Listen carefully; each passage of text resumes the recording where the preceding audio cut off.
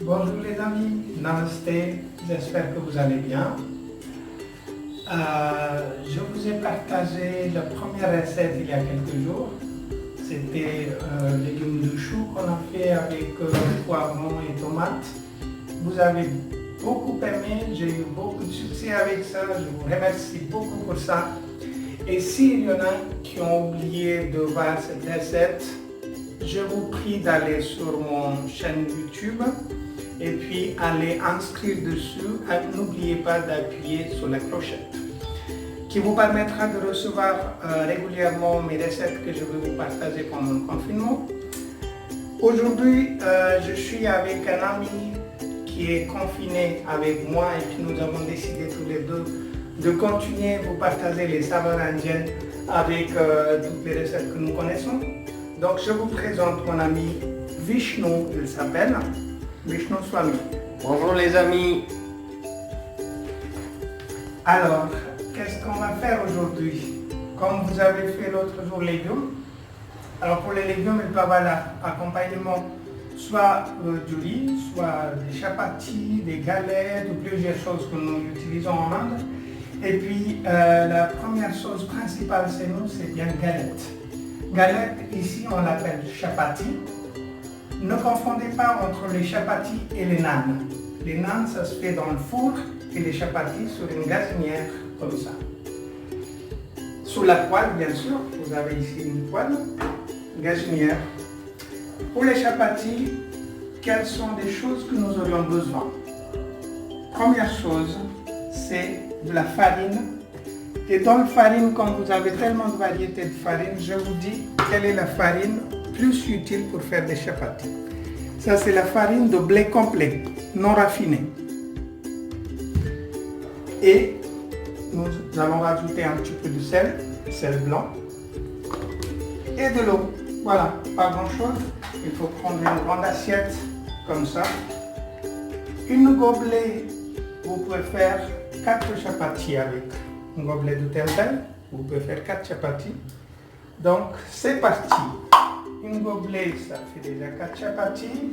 Deuxième gobelet, ça fait 8 chapatis. Et comme nous sommes gourmands en ce moment, on mange beaucoup. On profite du confinement, bon, on va manger beaucoup. On met le troisième gobelet. Voilà. Donc, ça fait à peu près 12 chapatis que nous allons faire avec une petite quantité de sel.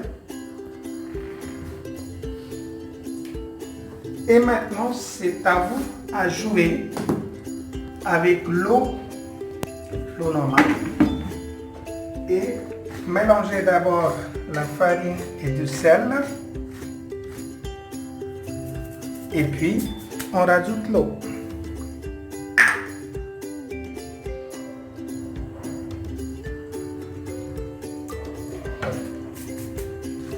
Commencez.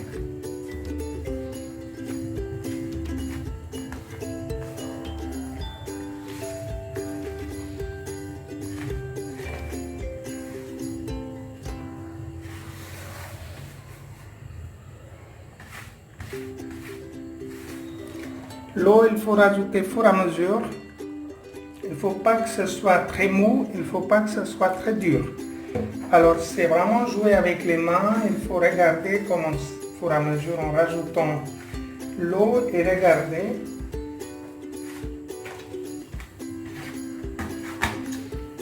Vous voyez, ça commence à goupiller.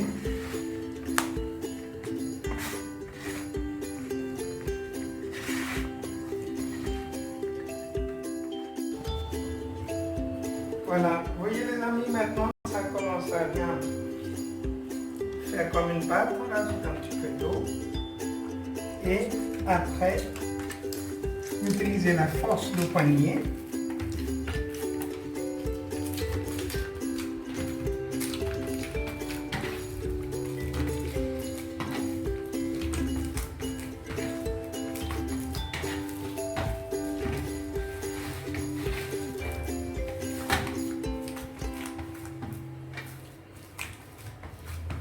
En même temps, ça va vous faire des exercices, ça va vous faire du sport. Vous pouvez continuer comme ça, montrer votre force de poignet.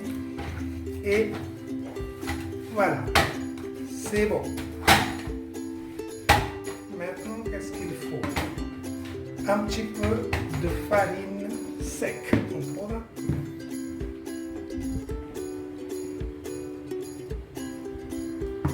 On rajoute sur le côté.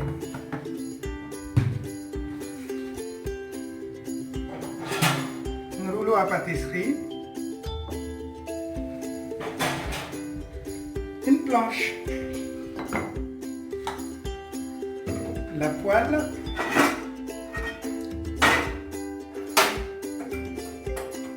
Et la zinette. Comme chez vous, il y a des plaques électriques. Donc ce sera un petit peu difficile d'avoir le feu et puis cuire sur le feu. Ce ne sera pas très possible. On va vous faire deux démonstrations. Première démonstration, ce sera faire cuire sur le feu. Et deuxième démonstration, ce sera faire directement sur la poêle. Si vous avez des plaques électriques, ça peut faire sans aucun problème. Maintenant, il faut faire des boulettes. Vous voyez, la farine n'est pas très mou, pas très molle, pardon, et puis pas très dure. Faire des boulettes. Pour faire des boulettes, il faut vraiment utiliser la force des mains.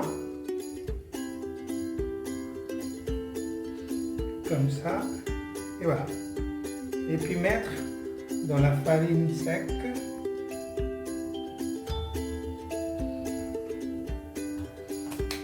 Et rouler la chapati. C'est un vrai challenge pour vous de faire la chapati toute ronde. Si vous arrivez à faire en première coup, je vais vous dire chapeau et vous serez le champion des chapatis. Voilà, pour moi, vous pouvez dire que je suis déjà le champion. Je rigole. Et ça y est, là on met sur la poêle.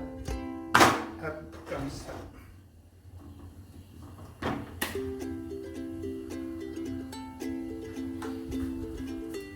En attendant que le chapati soit cuit, on peut préparer la deuxième boulette. On peut recommencer. Aplatir les chapatis sur la planche, pareil comme ça.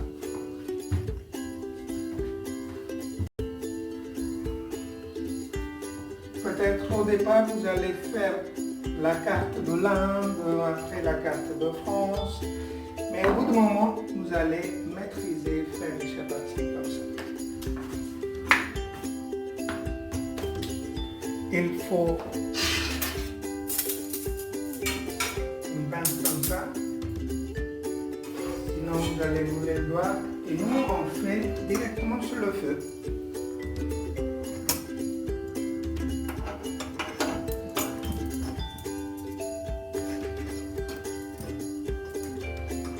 C'est bon, la première est faite, on passe à la deuxième.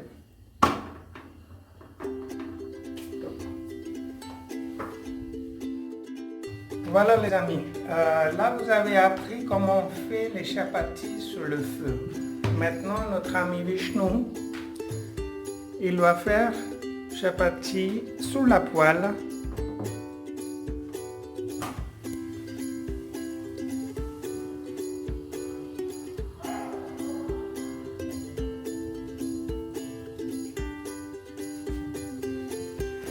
Faites bien la différence entre les nanes et les chapatis. Les nanes sont toujours faites dans le four et nous ne mangeons jamais des nanes à la maison. À la maison, ce que nous mangeons, c'est des chapatis. Chapati, ça s'écrit C-H-A-P-P-A-T-I. Chapati. Deuxième fois, il a tourné sur la poêle directe.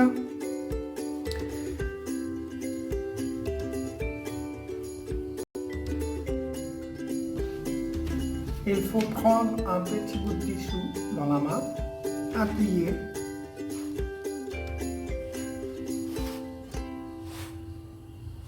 Et comme ça, vous n'avez pas besoin de mettre sur le feu.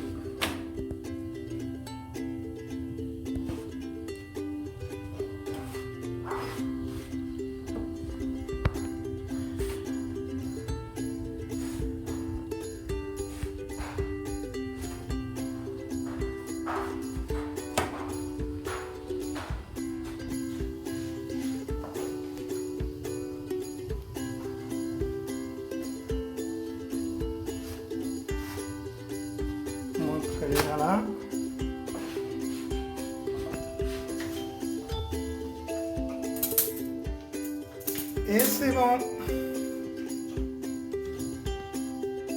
Voilà les amis, donc vous avez bien appris comment on fait les chapatis et puis on vous a montré les deux façons de faire les chapatis sur la voile et puis sur le feu direct. Avec Vishnu Swami et Vishnu Gonsalia, continuez sur mon chaîne YouTube. Et faites partager avec vos amis s'il vous plaît. À bientôt avec une autre recette. Merci. Profitez-vous bien, bon appétit.